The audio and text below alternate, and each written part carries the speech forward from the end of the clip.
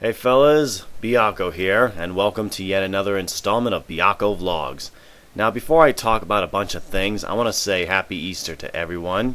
I had a nice Easter at my house this time, and my whole family came over. We had a nice dinner, lasagna, sweet potatoes, spiral ham, salad, and for dessert, pecan pie and cheesecake. Well, besides Easter, let's begin the vlog, shall we, folks? What have I been doing lately? Well, about a couple weeks ago, I did a two-part review on the characters that appeared in the unsuccessful one-shot animated series Battletoads, and I have to say it's been 20 years since I haven't seen that show. It wasn't any good. It's that bad. Why? Because a lot of people say it was a cheap Teenage Mutant Ninja Turtles ripoff, which I read on Wikipedia. It was only one episode. What? You heard me. Only one frickin' episode, never made into a full series. End of story. And speaking of reviews, so far I've made 29 episodes of reviewing video game characters and video game-based animated shows. So what will be my 30th review? Well, you're going to have to wait until it comes out. I mean, it doesn't happen just right away. It's planned.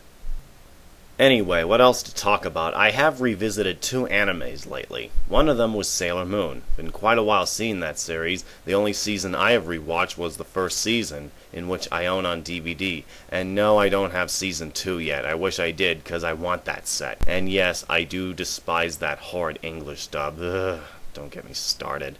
Speaking of Sailor Moon, today is their 20th anniversary. Holy shit, it is! Happy 20th anniversary, Miss Sailor Moon! And to top that off, I have revisited one of the Sailor Moon video games I owned back in 1997 on Super Famicom I bought at a garage sale. I have beaten it twice with Sailor Venus, and it was a really fun game.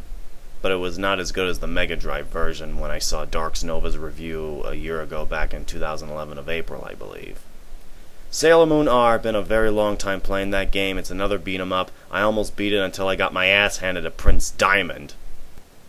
Next, I have revisited the Ranma 1/2 OVAs. Been such a long time seeing the OVA series, which is about 12 episodes I bought on DVD back in 2005. One of my favorite episodes were Shampoo's Sudden Switch, The Curse of the Contrary Jewel, where Shampoo wears the reversal jewel. You know what that is, don't ya? When worn right side up, it enhances one's feelings of love. However, when worn upside down, even the sweetest love turns instantly into bitter hatred. I absolutely loved that episode.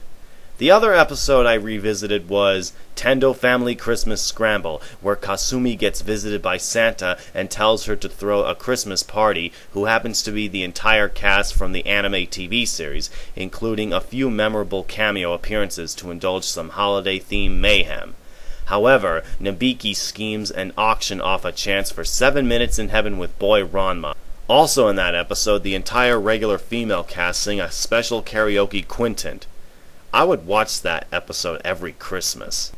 Any games I played? Well, I did play the Sailor Moon game on Super Famicom I talked about earlier. Besides that, I have revisited 4 Dragon Ball Z fighting games on Super Famicom. My god, I haven't played them since I was 14 years of age. One of these 4 I played was Dragon Ball Z Super Botuden 1. The very first Dragon Ball Z fighting game made in 1993. When I first played it, I thought it was good at first, but it wasn't. I mean, you can't power up your key meter. You have to wait until it fills up, which takes a long time.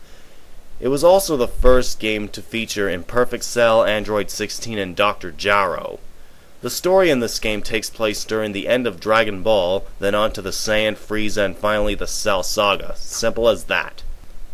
Next, I have revisited Dragon Ball Z Super Botuden 2, another DBZ game I have not played for a long time. This one was awesome, way better than the first game. The graphics were better, you got some new characters like Zanja, Bojack, Broly, and Cell Jr. that are playable for the first time. What's really cool is that you can now power up your key meter, and you can choose a character in story mode. Yes, you can play as Goku only in versus mode as well with Broly, except you have to activate a certain cheat to unlock them. The next DBZ game I've also revisited was Super Botuden 3. It's like the second one, only the gameplay is much faster, the graphics are the same, has some new characters like Boo, Deborah, Supreme Kai, Goten, Trunks, and returning characters like 18, plus a hidden character, Future Trunks. It's a really good game, but it has no story mode. Why? I mean, the first two games had a story mode, why not the third one? The other next DBZ game I've played was, that's right, Dragon Ball Z Hyperdimension. Oh yeah, I had such fun memories with this game, one of the best ones ever made. I was totally addicted to this game in my childhood. It seems that Bandai decided to give the fighting engine a makeover. A total makeover, that is, giving the engine an overall Street Fighter look, only with some major differences. Unlike the previous DBZ games on Super Famicom, you cannot go far from your enemy. All the super attacks can be performed like normal, which allows the fights in this game to be faster and more intense. Plus, you can now evade attacks similar to the King of Fighters series. Also in this game are counterattacks that was imported from the 1995 King of Fighters game. What I find really cool about this game is that your life meter and ki meter are combined into one. You know what that means? If you perform an energy attack on your enemy, it'll drain a bit of your life. So in case that happens, you simply power up for a refill. How cool is that? You also have 3D attacks. Not to mention it has amazing graphics and really cool catchy music. I find this treasure a must-have for fans of DBZ.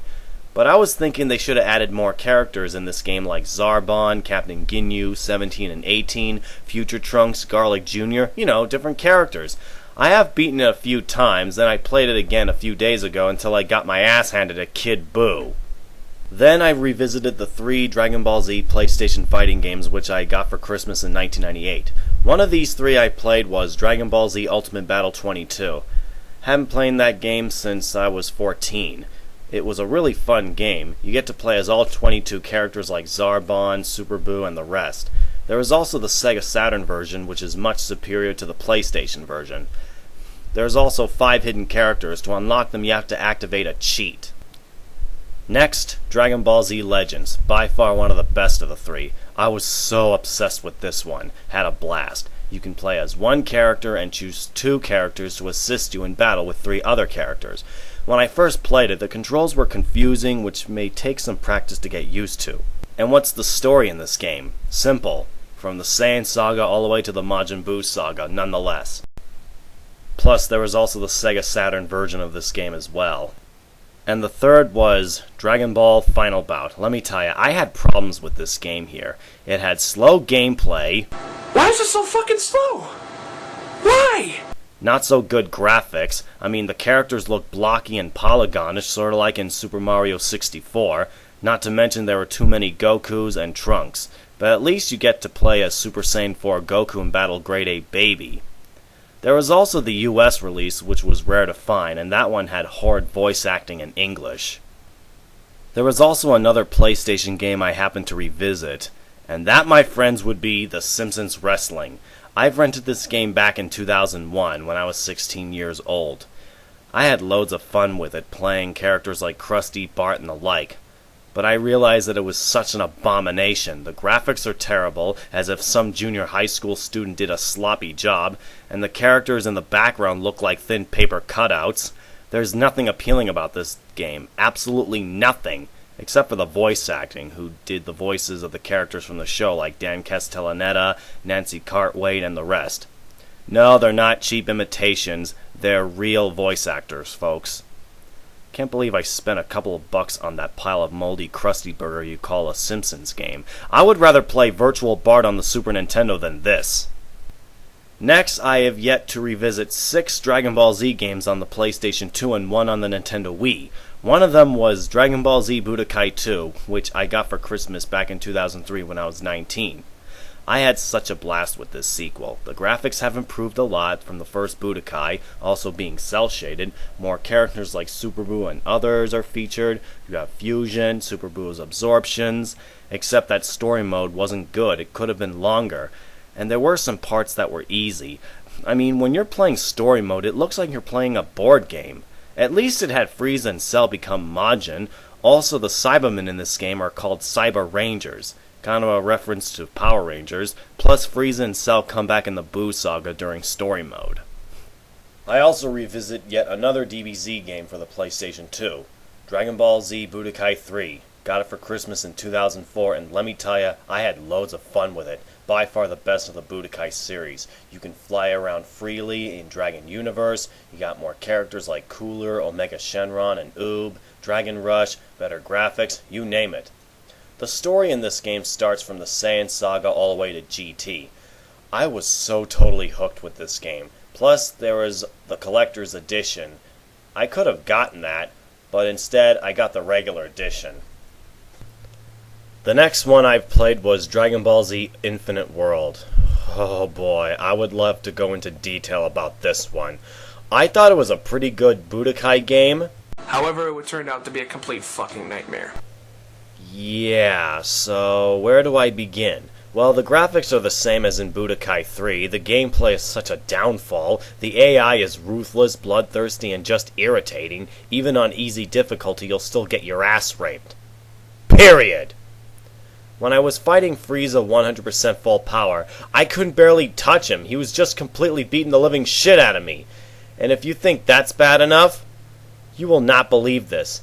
They removed the beam struggles and Dragon Rush. But at least they added more new characters. But sadly, this game is such a disappointment. It's a slap in the face to anyone who was a part of it. This game blows. It sucks. It blows chunks. Tell me about it. I can't believe I hardly spent $30 on this pile of Super Saiyan garbage. I would rather play Budokai 3 instead. Then I also revisited 3 Tenkaichi games, both for the PS2 and one for the Wii. First off, I'll start with the Tenkaichi games for the PS2. I'll start with Tenkaichi 1. I had one hell of a blast with this game. You have a huge amount of characters, also have the option to switch voices from English to Japanese, enhanced graphics, a Z battle gate which is story mode, which you already know that. You can roam around freely, battling on land, air, and water, also destroying everything from boulders, trees, etc. However, the game's camera angles can get annoying, it can be glitchy at times, and the music is the same as in Budokais 2 and 3. But it's a fun as hell game, but it's got too much hype. Moving on to Dragon Ball Z Tenkaichi 2. I have to say that one is better than the first game. So what can I say? More new characters, in-game transformations, finally, tag team battles, longer story mode, except the AI isn't challenging, but still a great game. And for last, DBZ Tenkaichi 3. By far the best and last of the series. My god, I absolutely love this one. You got newer characters, improved cinematic transformation and special attacks, newer combos, cell shadings improved, characters talking while you're in battle, but sadly story mode was rather short and I really wish they would have added more characters, significant ones to be exact. Still, it's an awesome game. Besides playing video games, I have revisited 3 movies. One was Who Framed Roger Rabbit. Been such a while watching that film. I saw it on Cartoon Network a couple weeks ago, and there were parts being cut off like the swearing for example, but I would rather stick to the original version. Now about the movie, it was a really fun film to watch, even my cousin was obsessed with it. The next film I revisited was E.T., a film that I have not seen like forever. This movie was made before I was born, and I absolutely loved this film. It was touching.